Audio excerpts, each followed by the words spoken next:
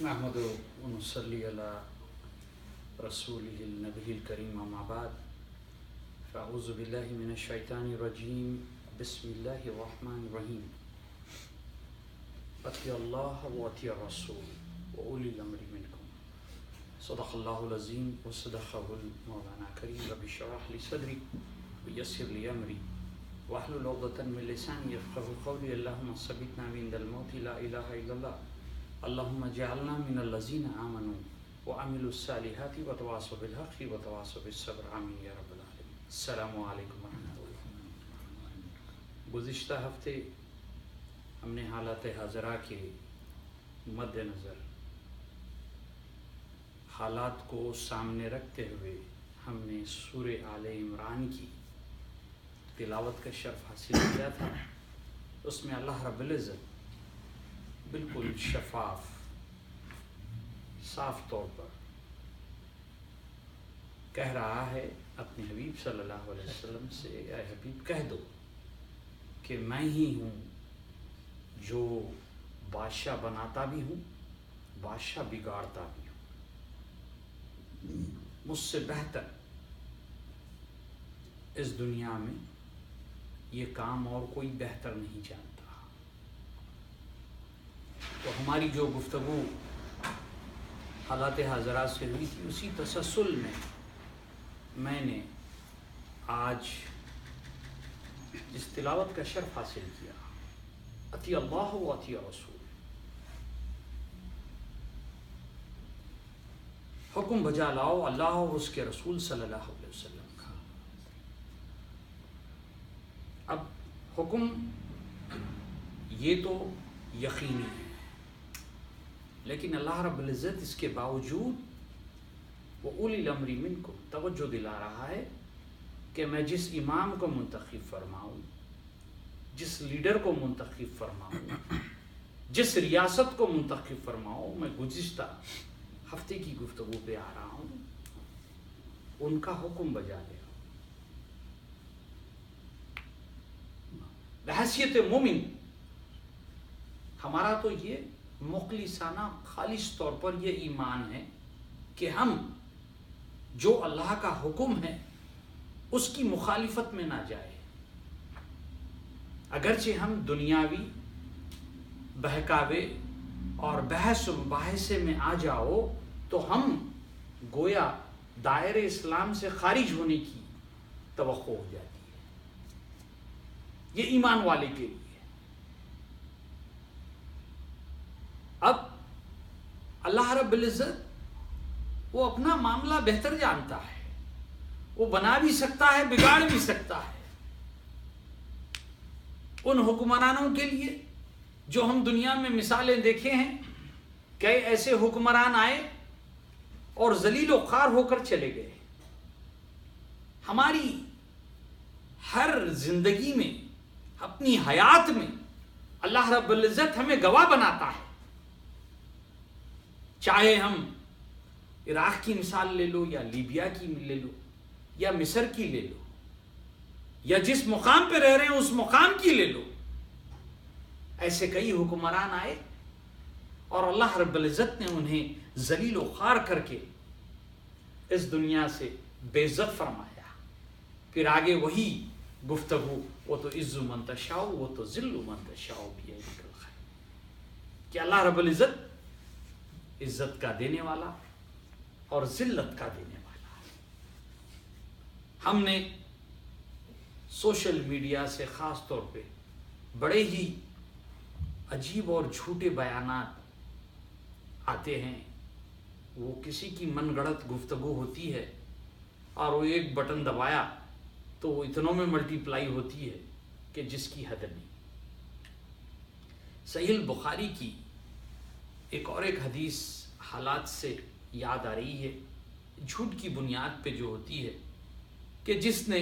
پہلی مبارکباد دے دی ربی الاول، اگرچہ یہ حدیث مبارک جس نے پہلی دے دی اس کو ثواب ملے گا، اگرچہ یہ حدیث مبارک صحیح نہیں نکلتی ہے، تو نبی کریم صلی اللہ علیہ وسلم فرماتے ہیں من کذب معتمد کہ اس نے اپنی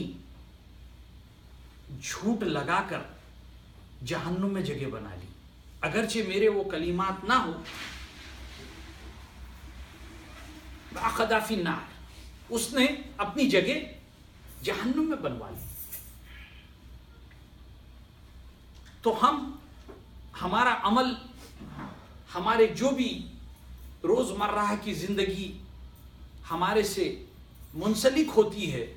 اس میں ہمیں ہمارے جو معاملات ہوتے ہیں اس پہ توجہ کرنی چاہیے کہ ہم جس سرزمین پہ رہ رہے ہیں، جس ماحول میں جاگ رہے ہیں، بیٹھ رہے ہیں، ہمارا عمل ہی ہماری ریپرزنٹیشن کرتا ہے، ہمارا تعارف کراتا ہے کہ ہم اللہ نے اس کو منتخب فرما دیا، تو اب ہم ایسی کیا باتیں کر رہے ہیں شخصی طور پہ یا اسلامی طور پہ. یہ چیزیں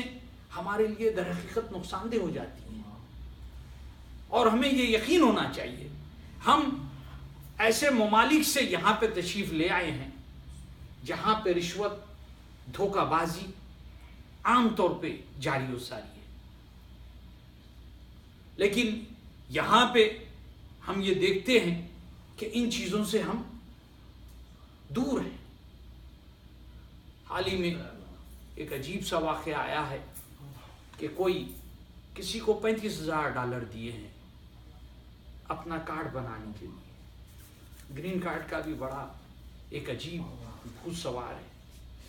تو اب وہ شخص جو کھایا ہے، بے شک وہ سب جواب دہ ہے دنیاوی بھی اور آخرت میں بھی، لیکن بحیثیت مومن ہمیں یہ چاہیے کہ ہم ایسے معاملات میں ہی نہ جائیں.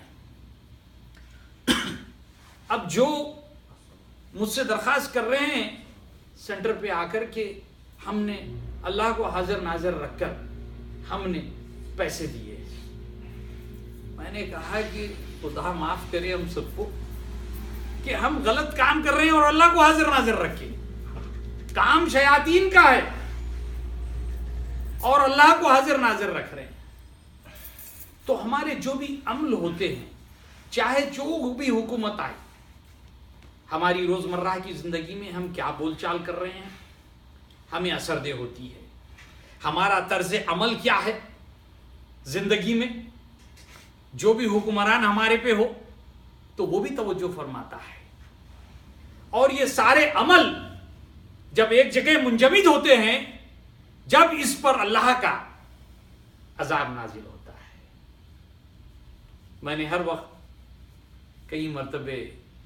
ایک آیت کا ذکر کرتا ہوں، یہ میری شاید فیوریٹ آیت ہے، وہ مَا أَصَابَكُم مِّن مُّصِیبَةٍ فَبِمَا كَسَبَتْ، کہ تمہیں جو تکلیف پہنچے گی تمہارے محنت کی ہاتھ کی کمائی ہوئی کمائی کا غلط مصرف. اللہ رب العزت جو ہمیں تکالیف سے گزارتا ہے، در حقیقت وہ ہماری ہی اپنی لاپرواہی اور غلط استعمال کا نتیجہ ہوتا ہے. وہ 70 ماؤں کی محبت رکھنے والا ہے. وَأَيْدِيكُمْ وَيَعْفُو عَن كَثِيرٍ، میں تو کتنا تو تمہیں معاف کر دیتا ہوں، لیکن تمہارا یہ جو عمل ہوگا اس کو میں کبھی بھی معاف نہیں کروں گا. اللہ رب العزت ہم سب کو جس حالات سے ہم گزر رہے ہیں، گزشتہ 2 ویک اسی لیے یہ گفتگو کو میں کنٹینیو رکھا تاکہ ہم اپنے قلب اور دماغ سے اپنے آپ کو بنا لیں کہ یہ ہم مومن ہیں، اور اللہ رب العزت بے شک فرما رہا ہے وَاخْفِضْ جَنَاحَكَ وَمَنِ اتَّبَعَكَ مِنَ الْمُسْلِمِينَ. بی ہمبل، بہت نرمی سے پیش آؤ تم مسلمانوں پہ، ہم نے تمہیں لیڈر بنایا ہے. بڑی ہی عاجزی سے پیش آؤ ورنہ ہم تمہاری گردن پکڑنے والے ہیں. وآخر دعوانا الحمدللہ رب العالمین.